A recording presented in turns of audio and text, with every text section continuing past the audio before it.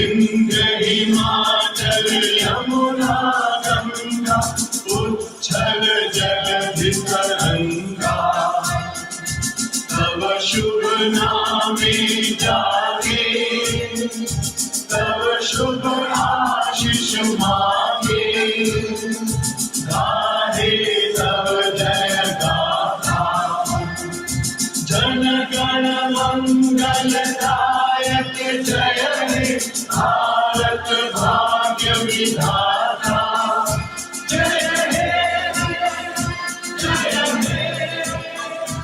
असम के राज्यपाल श्री गुलाब चंद कटारिया का मुंबई में प्रवासी मंडल द्वारा भव्य सत्कार किया गया। श्री गुलाब चंद कटारिया राजस्थान में बीजेपी के बहुत बड़े चेहरे रहे हैं, जिन्होंने गृह मंत्रालय का प्रभार संभाला है, विरोधी पक्ष नेता पद पर रहे हैं और मेवाड़ में एकमात्र नेता थे जो गुलाब चंद कटारिया उदयपुर बड़ी सादड़ी से ये राजनीति शुरुआत की इन्होंने बड़ी सादड़ी से, और नगर परिषद से होते हुए विधानसभा पहुंचे और गुलाब चंद कटारिया अपनी धर्मपत्नी के साथ मुंबई पहुंचे, जहां उनका 3 दिवसीय दौरा हाल फिलहाल उनको पहली बार असम के राज्यपाल के पद से सुशोभित किया गया हुआ, जिसमें जैन समाज की कई संस्थाएं हैं। आचार्य मास रमन जी का जो चातुर्मास प्रवास है मीरा रोड 7-11, वहाँ भी वो शिरकत की, उन्होंने दर्शन किए और बहुत सारी संस्थाओं ने उनका सम्मान किया। इसी कड़ी में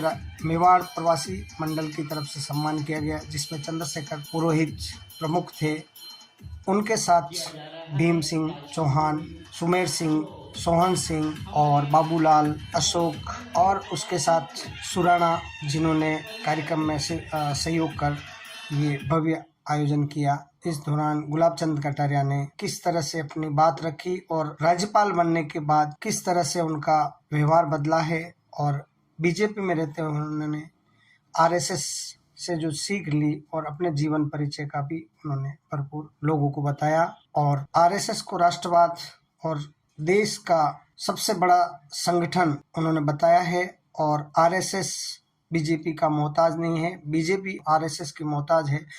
और खुलकर उन्होंने ये भी बताया दूसरे विरोधी दल जो भी है, कांग्रेस, वामपंथी और बाकी अन्य जो छोटी छोटी क्षेत्रीय पार्टियां हैं जो राजनीति करती हैं, कि आरएसएस को कुछ भी अनगिनत और अनगल बातें उनके बारे में फैलाई जाती हैं, जबकि आरएसएस राष्ट्रवादी समूह है। आरएसएस राष्ट्रवादी संगठन है जो देश के लिए मर मिटने वाला और देश के लिए जीने वाला और देश की रक्षा करने के लिए हमेशा तत्पर रहने वाला एक संगठन है, जिसने हर आपदा में देश के लोगों के लिए सेवा की है। और आरएसएस की तुलना कोई एरा गेरा नहीं कर सकता है और उनको समझ भी नहीं है। और इसी दौरान गुलाब चंद कटारिया ने राजस्थान वासियों से ये भी कहा कि आप जहाँ भी रहें अपनी मेहनत के बल पर, ईमानदारी के बल पर आगे पहुँचे और जहाँ रहें वहाँ का भी विकास करें। मैं राजस्थान टीवी से कृपाशंकर दवे, कैमरामैन संजय वैष्णव के साथ, मुंबई।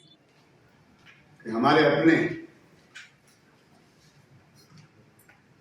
जिन्होंने राजस्थान को, समस्त राजस्थान को अपनी प्रतिभा से सालों साल जिन्होंने सेवा की,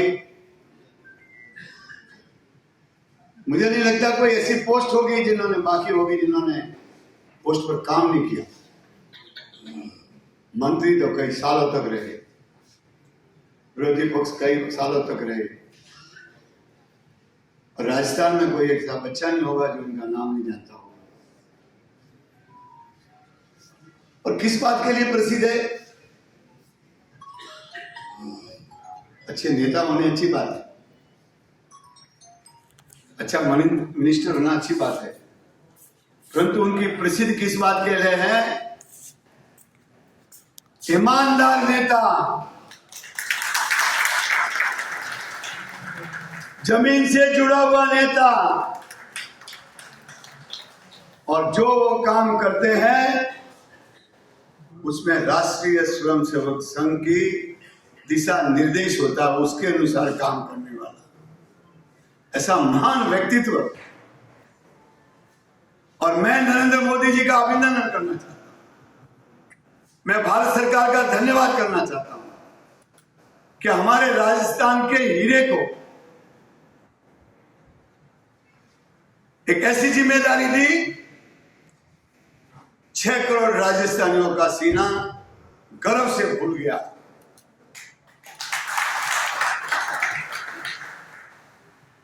महामहिम जो सर्वोच्च पद होता है राज्यपाल महोदय, आसाम के राज्यपाल की पदवी दी ऐसे आदरणीय गुलाब चंद जी कोठारी आज मुंबई में है, हमारे बीच में है। और हमारा सौभाग्य है सब परिवार आदरणीय भाभी जी के साथ नागरिक सम्मेलन में अभी सत्कार सम्मेलन में यहाँ उपस्थित। जोरदार तालियों से नहीं, खड़े होके अपने स्टैंडिंग ओवेशन आप सभी से मिलती है, तालियां बजाते रहिए। ये स्वागत है।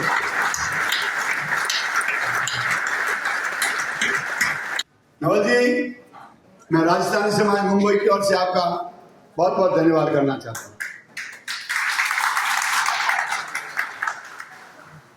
आपने ये कार्यक्रम, सुंदर कार्यक्रम आयोजित किया। आपको भी मालूम है महामहिम को आज कितने कार्यक्रम थे, समय में से समय निकालकर आपने इस कार्यक्रम को रूप दिया। मैं पूरे समाज की ओर से आपका और आपके परिवार का और आपके मित्रों का बहुत बहुत धन्यवाद करना चाहता हूँ, अभिनंदन करना चाहता हूँ। आज हमारे बीच में कौन उपस्थित है मालूम? इस देश की जैन समाज की सर्वोच्च संस्था, जो शायद 125 साल पुरानी संस्था है, जिसका एक अपना इतिहास जैन समाज को जोड़ने का काम करती है। आदरणीय सीसी डांगी भारत जैन महामंडल के अध्यक्ष, जोरदार तालियों से उनका भी। आप इतने अच्छे इंसान हैं, इतने भले इंसान हैं, सबको साथ में लेके चलते हैं। और हमारे संघ के गुणवंत जी कोठारी, जिनके काम, जिनकी सेवा हम सब याद रहेंगे, इतिहास याद रहेगा। आदरणीय कोठारी जी का मैं अभिनंदन करना चाहता हूँ, स्वागत करना। आज जिनकी थकान नहीं उतरी,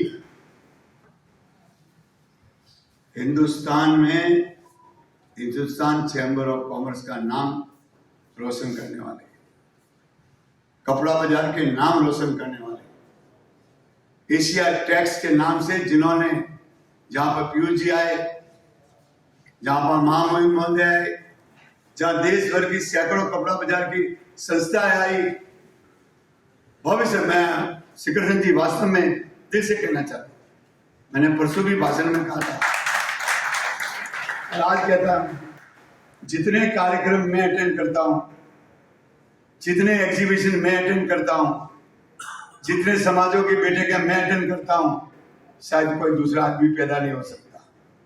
और जो मेरा सर्टिफिकेट है कि हिंदुस्तान चैम्बर का विनोद जी लोढ़ा भी यहाँ बैठे, उनके साथी, इतना विनोद जी सुंदर कार्यक्रम हुआ। मैं बहुत बहुत पूरे कपड़ा बाजार की ओर से नहीं, समाज की ओर से हिंदुस्तान चैम्बर ऑफ कॉमर्स का बहुत बहुत अभिनंदन करना चाहता हूँ, धन्यवाद करना चाहता हूँ। हमारे बीच में आदरणीय पालीवाल जी, जहाँ भी मारवाड़ी समाज का काम हो और जहाँ मेवाड़ की तलवार निकालने का काम हो, जहाँ सेवा का काम हो, जहाँ समर्पण का काम हो, उनके भाई साहब तो थे, आप भी कम नहीं रहे, हमेशा समाज के साथ खड़े रहते हैं। ऐसे पालीवाल जी आपका नमन करता हूँ। और आज के संचालक बाबूलाल जी, हमारे आदरणीय शांतिलाल जी साहब, और हमारे समाज के सभी एक से एक बढ़कर विभिन्न संस्थाओं, ये व्यक्ति नहीं है, ये 36 कौम की संस्था है। यहाँ कौन सा समाज यहाँ उपस्थित नहीं है? समाज का, प्रत्येक समाज का एक एक व्यक्ति यहाँ पर उपस्थित है। उन सभी 36 कौम को नमन करता हूँ और धन्यवाद करता हूँ। जी, उनको मेरा सादर चरण स्पर्श प्रणाम। इस प्रांगण में बैठे हुए हमारे सभी महाराणा प्रताप की भूमि से, जो कि शिवाजी की भूमि पर आकर जिन्होंने अपने जन्मभूमि महाराणा प्रताप की और कार्यशील भूमि है आपकी शिवाजी की भूमि। कहते हैं कि विश्व की वाटिका में अनेकों पुष्प खिलते हैं, लेकिन उनमें से कुछ ही ऐसे होते हैं जो अपनी सुवास से समुचित उपवन को सुवासित कर देते हैं, अपने मकरंद को चौ दिशा में फैला देते हैं। इसी तरह से संसार में अनेकों व्यक्ति जन्म लेते हैं, लेकिन उनमें से कुछ ही ऐसे होते हैं जो अपने कार्यों द्वारा जन जन के हृदय को आह्लादित कर देते हैं। और उनमें से ऐसा ही अनूठा व्यक्तित्व है आज के हमारे महामहिम गुलाबचंद जी कटारिया साहब का।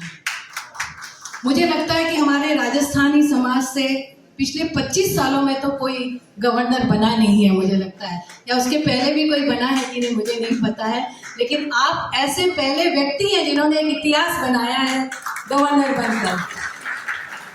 उसके पहले भी आप कई पदों पर सुशोभित रहे हैं, तो ऐसे व्यक्तित्व का हम जब यहाँ सम्मान करते हैं तो हम अपने आप को गौरवान्वित महसूस करते हैं। कहते हैं कि मुस्कुराती हुई जिंदगानी चाहिए, आज कुछ ऐसी रवानी चाहिए, सारी दुनिया अपनी हो जाती है, बस एक उसकी मेहरबानी चाहिए, एक उसकी मेहरबानी चाहिए। और मुझे लगता है राजस्थानी समाज पर उसकी मेहरबानी बहुत है। हम लोग कमाते भी हैं लेकिन समाज सेवा में भी उतना ही खर्च करते हैं, इसलिए लक्ष्मी भी आपके घर में हमेशा बनी रहती है, क्योंकि हम समाज का ऋण चुकाने की कोशिश करते हैं। और मैं एक छोटी सी कविता आप समक्ष, क्योंकि उन्होंने कविता का आदेश दिया है, तो मैं आप सबको अपने गांव में ले जाना चाहती हूँ कि वो माँ बाप की आंखों के हम तारे, वो भाई बहन का निश्चल प्यार, वो रूठना वो मनाना, वो छोटे छोटे घरौंदे बनाना, वो नन्हों पर घौंच जमाना, वो एक ही थाली में मिल बांट कर खाना, न तेरा न मेरा सब कुछ अपना। गर्मियों की वो छुट्टियां, वो गांव जाना, वो नानी का घर, वो बड़ा सा आंगन, वो बरगद की छांव, वो निम्बोली का झाड़, वो गली गली घूमना, गुल्ली डंडा खेलना, प्यास लगने पर बर्फ की आइसक्रीम खाना, वो सांझ ढले भोजन, लालटेन की रोशनी, मंदिरों की घंटियां, इकट्ठे होना, क्योंकि पूरा कुनबा साथ जाया करता था, इकट्ठे होना, हंसना हंसाना, शोर मचाना, डांट खाना, आंखों में आंसू लाना और फिर हुल्लड़ मचाना। वह पानी से ठंडा होता हुआ आंगन, वह कतार से लगते हुए बिस्तर, वह नानी को घेरना, वह राजा रानी की कहानियां सुनना, वह परियों से मिलना, कितना अपना आत्मिक सुख था। गर्मियों की वे लंबी रातें कितनी छोटी लगती थी, पर अब न नानी है न राजा रानी की कहानी है। आंगन तो वही है, आंगन तो वही है, पर न वो शोर है न वो हुल्लड़ है। अब गर्मियों में पहाड़ी स्थल, सिमटते परिवार, एयर कंडीशन कमरे, बरगद का वो बुढ़ा पेड़ अपनी सूखी हरी टहनियों को समेटे हमें हवा देने अब भी हमारा इंतजार कर रहा है, अब भी हमारा इंतजार कर रहा है। हमारे लिए तो हमारा गांव भी स्विट्जरलैंड और लंदन हुआ करता था। आज के बच्चों की बात अलग है कि वो स्विट्जरलैंड और लंदन ही घुमा करते हैं। मुझे आज भी बचपन में याद है कि जब हम जाते थे तो जब छत पर सोते थे तो अक्सर आसमान को तकते थे। एक दिन माँ ने देखा और कहा, बेटा ये क्या कर रही हो? मैंने कहा, माँ आसमान में चमकते हुए तारे देख रही हूँ।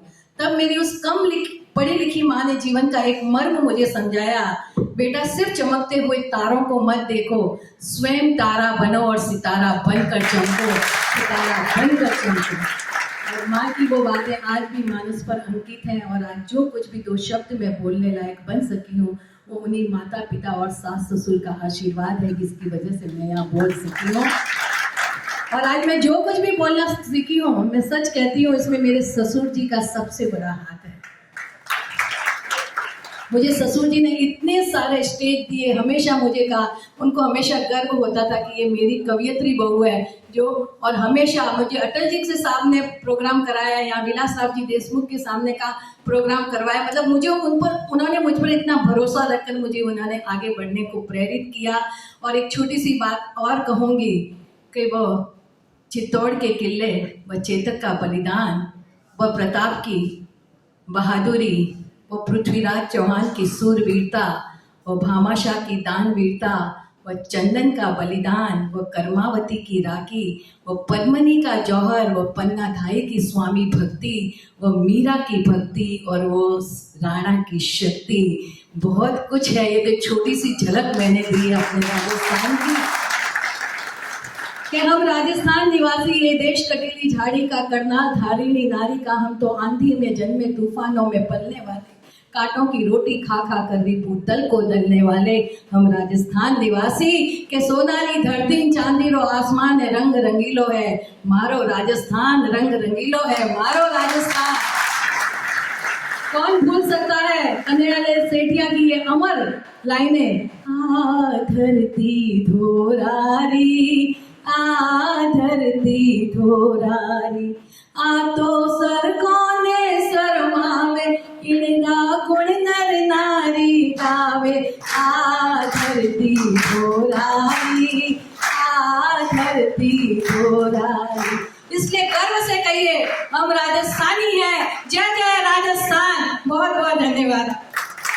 आज याने वास्ते आपा सब इकट्ठा हुआ लाट करून वास्ते, आनंद लेवन वास्ते, मन रे मायने प्राउड फीलिंग करून वास्ते एड़ा महामहिम श्री गुलाबचंद जी कटारिया साहब, गवर्नर आसाम, भाभी जी अनीता जी कटारिया जी, श्री राजपुरोहित जी यानी बात बार आप सुनी, और सुबह जी को महामहिम राज्यपाल कटारिया साहब सुबह एक भाषण में मायने एक सेंटेंस यूज करियो, मैं पद्म सागर जी वटे प्रोग्राम में मायने मैं कहो के आप सब तो साधु वेश रे मायने देश के मायने घूमो, पर एड़ा भी कुछ लोग है जिनका साधु वेश नहीं पहने, फिर भी सारी जिंदगी आप लोग घर परिवार छोड़ने देश ने मजबूत करने वास्ते घूमता रहे। एड़ा माना आरएसएस प्रचारक है, माने प्रचारक कार्य मायने जी कोई बहुत सम्मान रो नाम है एड़ा आदरणीय श्री गुणवंत जी कोठारी साहब, भारत जैन महामंडल अध्यक्ष chartered accountant Shri CC Dangi साहब, चंद्रशेखर जी पालीवाल, भारत चैम्बर अध्यक्ष शिखरचंद जी जैन, बेजाजोड़ा विनोद जी रोड़ा, शांतिलाल जी जैन, और जी का 25 दिनों यानी घर में शादी हो रही है, एड़ी तैयारी कर रही है एड़ा संयोजक श्री नवल सिंह जी सुराणा साहब,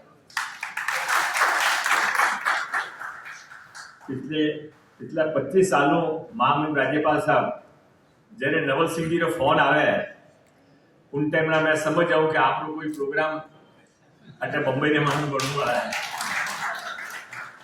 अपन न तो राम ने देखिया ना हनुमान ने देखिया, और नवल सिंह ने देखने ने ठा पड़ जावे कि राम केड़ा होता है ना हनुमान केड़ा होता है।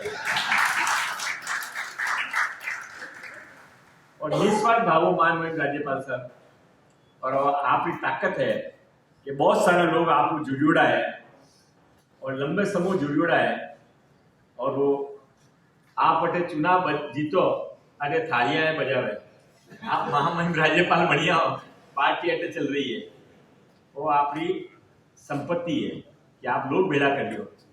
गुणवंत सिंह जी कोठारी साहब जी की बात करी कि आप संपत्ति बेड़ा करो, मैंने करी आपने इंटरेस्ट नहीं है, लोग आपो आप इकट्ठा होता जावे। मैं सुबह आप 3-4 बार आपका कार्यक्रम में शामिल होने मौका मिलियो, और मैंने एक ही बात समझ आई कि आप जी को भैरव सिंह जी बात उन टाइम कही, वो भैरव सिंह जी की बात बाकी सब आपा मान ला, पर एक बात नहीं माना इनमाई नहीं भलो है कि आप जेड़ा दिखो वेड़े आप हो, श्रूडनेस नहीं है, आपकी सब बड़ी संपत्ति है। आप कहते हैं कोई भी आदमी आपके साथ दिक्कत नहीं लगे, आप लोग अपनोपन लगे। मैं ज्यादा नहीं बोल सकूला क्योंकि मारो टाइम मंजू पहले ले लियो है।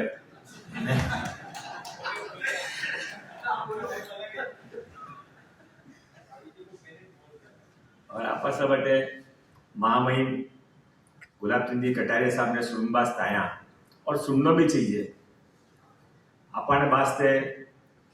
मने तो मारी यादाश्त में याद नहीं आवे कि कोई जैन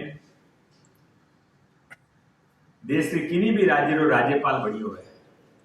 राज्यपाल का मतलब आप जानो कि नहीं जानो मैंने मालूम नहीं, पर जी का राजा महाराजा होता या अंग्रेजा जमान जी का वायसरा होता, वाणो जेड़ो रौबदाव है उन्होंने ज्यादा रौबदाव आज भी अपना महामहिम राज्यपाल गुलाबचंद कटारिया। मारो तो आप सबको निवेदन रहेला, और महामहिम राज्यपाल जी हाँ बढ़ते तो आप लाडा मारो भी नंबर लगा लूला। આપણે અગલી વાર ડુંગળી જવાનો કટી બી પ્રોગ્રામ એવો કેન્સલ કરીને આસામનો પ્રોગ્રામ બનાવી જો આનંદ આ जाला આપણે हमने नहीं मिले तो भी आपने नहीं को मैंने रान हमने घूमने मिलेला तो भी अट्टा आना आपकी कॉलर टाइट हो जाला समाने बताओला आसाम रे महीने कई मारो लॉकडाउन रे कोई मजो रह्यो बटे जान आइया अरे वाह आप लकी हो मारो नंबर आते लागियो नहीं इन बात से नंबर लगवा लिया खैर आनंदरी मौको है और आपने सरल जीवन नो आनंद आपा सब ले रिया जितना कार्यक्रम आप यहाँ मांगिया जितनी बार रिक्वेस्ट करी 1 दिन रो कार्यक्रम 2 दिन में मैंने बदल दियो 4 कार्यक्रम 8 कार्यक्रम में गया पड़ा वो केवल इन्हें कारण कहवानो था है यदि आप यानी सम्मान करोला यानो कार्यक्रम करो तो आपने जीवन में मैंने आप कलेजो ठंडो वेला आपने आनंद आवेला आपने आनंद रे वास्ते आपने सारा कार्यक्रम एडजस्ट कर लिया और जिनको कार्यकर्ता ने आप लोगों ने कोई तो लंबा समय तक आपको कोई 10 साल जुड़ोड़ा है कोई 25 साल जुड़ोड़ा है कोई तो 30 35 साल जुड़ोड़ा है 8 बार जिनको आदमी MLA रहे 1 बार MP रहे कोई एड़ो मंत्री पद नहीं है जिको की है नहीं काम करियो है शिक्षा मंत्री लेने होम मिनिस्टर तक पार्टी के अध्यक्ष भी रहा और मुख्यमंत्री कोई भी बनियो है पर जरे भी बीजेपी के मुख्यमंत्री बनने की बात चली जरे नयानो नाम जरूर चालियो पर अबे वटे याने मन में मायने करी लगाव नहीं हो ए एक RSS रा रियल स्वयंसेवक है कि नहीं समझ न हो कि RSS रा स्वयंसेवक कई वे ना ही किसी से दोस्ती नहीं किसी से बैर अपन जिको काम दियो जिको देशभक्ति के वास्ते जरूरी है वो जिंदगी में इन्हें करतो रहनो कई मिलियो कितना हार मिलिया ने कितना हार नहीं मिलिया इन्हीं कोई चिंता नहीं है देशभक्ति रे वास्ते राष्ट्रीय एकता रे वास्ते अपने वास्ते किताबारी कहानियां हो सके पर किताबारी कहानियां कोई भी जीवन रे महीने रील में जियो है तो वे महामहिम राज्यपाल माननीय गुलाब चंद जी कटारिया साहब है मैं भाभी जी ने भी बहुत बहुत बधाई देवनी चाहूँ आप यानी सक्सेस रे महीने आप बड़ो रोल है आप भी बहुत सरल प्रकृति रहो और गुलाब चंद जी कटारिया साहब रे साथे इतना लंबे समय तक मने लागे के जिको सार्वजनिक जीवन रे महीने इतो टाइम देवे वो घरवाला ने शायद ज्यादा टाइम नहीं देता वाला तो भी राजी राजी पे बैठा हो तैयार करिए सारी शिक्षा प्राप्त करने के बाद योग्यतम व्यक्ति बनने के बाद कई तो उसमें से गोल्ड मेडल प्राप्त कई लोग आप इंजीनियर और डॉक्टर किए हुए लोग जब एक जोड़ा लड़का कर संघ का काम करते हुए हमारे साथ दिखते थे तो देखकर ऐसा लगता था कि आखिर ये व्यक्ति अपनी सारी जवानी को दांव पे लगाकर क्यों बैठा है। घर का मोह छोड़ करके माँ बाप का प्यार छोड़ करके उनके आंसुओं को देखने के बाद भी ये हिचक नहीं रहा है काम में लगा हुआ है। इसका मतलब इस संगठन में कोई न कोई चीज है कि इतने बड़े बड़े लोग इतने पढ़े लिखे लोग घर का प्यार छोड़कर इस कठिनतम रास्ते पर क्यों आ रहे हैं। और उस समय संघ के प्रचारक को कोई खाना मिलेगा इसका कोई पता नहीं था, कहाँ मिलेगा इसका भी पता नहीं, वो जाएगा वहां कहाँ सोएगा उसका ठिकाना नहीं। बस से उतरने के बाद बस स्टैंड पे ही रात गुजारनी है या स्टेशन पे उतरने के बाद स्टेशन पर ही रात गुजारनी है। ऐसे लोगों को जब अपनी आंखों के सामने देखते थे तो लगता था कि यार ये संगठन कोई और ही प्रकार का है। लोग तो प्राप्त करने के लिए काम करते हैं, ये तो सब कुछ देने के लिए काम करते हैं और उसके बाद न तो इनका कोई नाम जानता है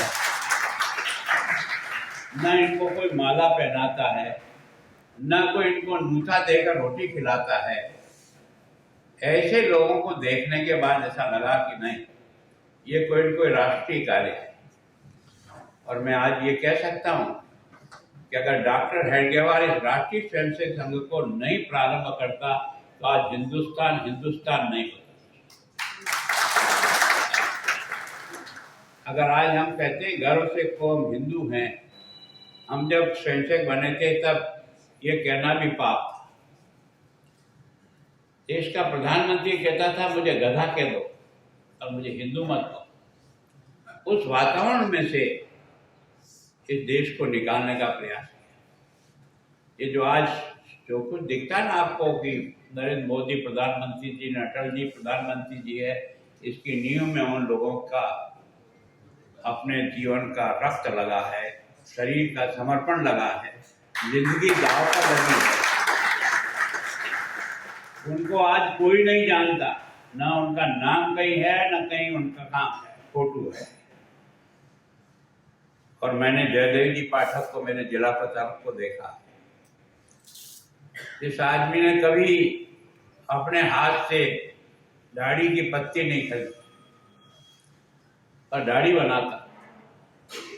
जो भी लोग दाढ़ी की पत्ती छोड़ जाते थे उनको अपनी डब्बी में इकट्ठा करते थे, और इकट्ठा करने के बाद जब दाढ़ी बनाते तो उनके पास एक पत्थर था, उस पत्थर पर सरसों का तेल डालते और उसको बार बार रगड़ते।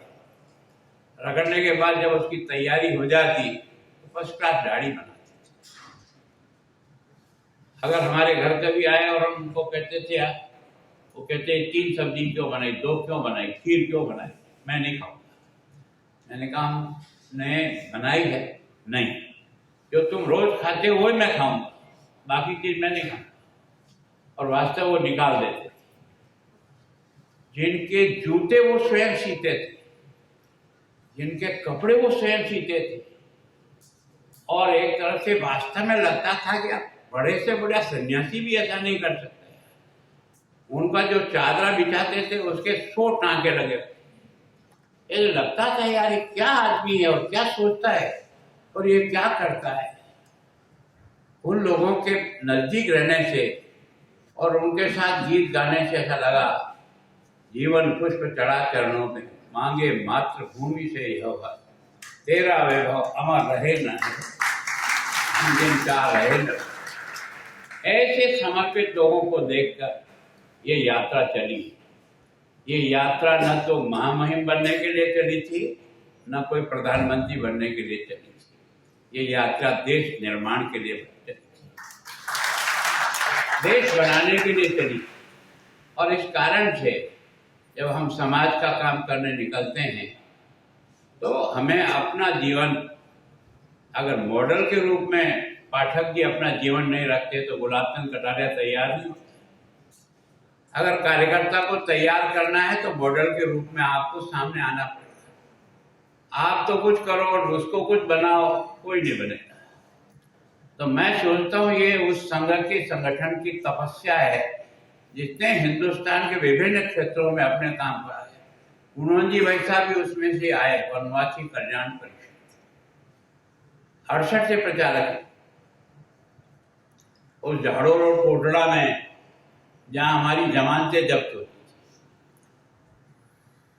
सच में हम तो भाषण देकर के ताली बजा के भाग जाते थे, लेकिन फील्ड में इस प्रकार के लोग जिन्होंने एक एक टापरा छूने का प्रयास किया, एक एक व्यक्ति को तैयार करने का प्रयास किया, उसके कारण से ये यात्रा बढ़ी है। ये अकेले भारतीय जनता पार्टी की कमाई नहीं है, कोई सोचता तो गलत है। ये हमारे हजारों कार्यकर्ता और 50 संगठन के लोगों ने अपने जीवन को होम किया, तब जाकर के इस राष्ट्रीय कार्य को गति मिली। इस विषय को जब तक दिमाग में नहीं आएगा ना, हम काम करते हैं तो किसी नेता की चाकरी करने नहीं करते, हम उसके कोई नौकर और गुलाम नहीं है, हम कोई उसके घोड़े नहीं है जिस पे उनकी सवारी का जुलूस निकाले। हम माँ भारती से प्यार करते हैं और माँ भारती से प्यार